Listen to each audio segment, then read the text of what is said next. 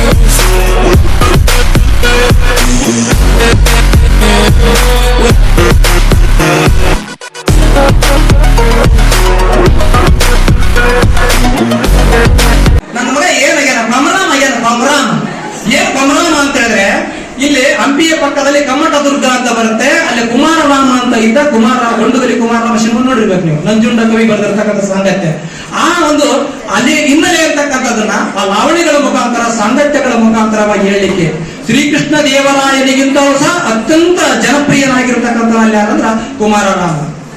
ಯಾಕೆ ಅಷ್ಟೊಂದು ಜನಪ್ರಿಯನಾಗಿದ್ದ ಅಂತ ಹೇಳಿದ್ರೆ, ಪುಟ್ಟಲಿ ಮಲಗೆ ಕೋಡು, ಪುಟ್ಟಲಿ ಕಲ್ಲೊಳಗೆ ಕಮಲ, ನೆರೆ ಪುಟ್ಟದಲ್ಲಿ ನಮ್ಮ ಸುಜನಗಳ ಪುಟ್ಟ ಮನದಲ್ಲಿ ಹೆಣ್ಣುಗಳ ನೆನಪು, ಆ ಪರದಾರ ಸಹೋದರ ಅಂತ ಕರಿತೀವಿ. ಎಂತ ಒಂದು ಮನುಷ್ಯತ್ವ ಅಂತಕ್ಕಂಥ, ಮಾನವತ್ವ ಅಂತಕ್ಕಂಥ ಈ ಜಗತ್ತಿಗೆ ಸಾರಿದಾನೆ ಅಂತ ಹೇಳಿದ್ರೆ ಕುಮಾರನಾಮ.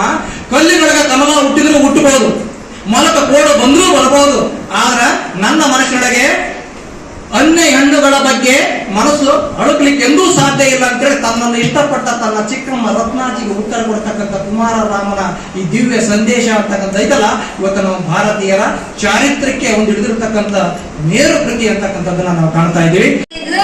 ಯಾರಿಗೆ ಜಾಬ್ ಇರೋ ಗಂಡ ಸಿಗ್ತಾ ನಿಮ್ಗೆ ಅಂತ ಹೇಳಿದ್ದು ಎಲ್ಲ ಸುಳ್ಳಾಗೋಯ್ತು. ಯಾವಾಗ ಸುಳ್ಳೇ ಹೇಳ್ತಾರೆ. ಇದನ್ನೆಲ್ಲ ನೀವು ನಂಬ್ತೀರಾ?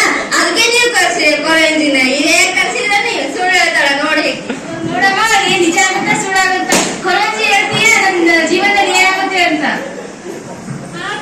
ಬಾ ಮಗಳೇ, ಏನ್ ಹೇಳ್ಬೇಕು ಕೇಳಮ್ಮ. ನನ್ನ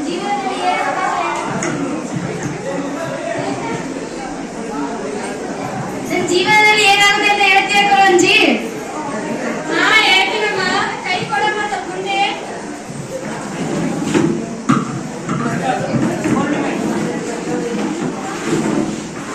ಅಮ್ಮ, ನಿನ್ನ ಭವಿಷ್ಯ ತುಂಬಾ ಚೆನ್ನಾಗಿದೆ. ನಿನ್ ಜೀವನದಲ್ಲಿ ನೀ ಸಮಾಜದಲ್ಲಿ ದೊಡ್ಡ ಹೆಸರು ಪಡ್ಕೋತೀಯ. ನೀ ನಡೆಯ ಈ ಕಲ್ಲು ಮುಳ್ಳುಗಳು ತುಂಬಾ ಇವೆ, ಆದ್ರೆ ಹುಷಾರಿಂದ ನಡೀತಾ ಆಗೋದೆಲ್ಲ ಒಳ್ಳೆ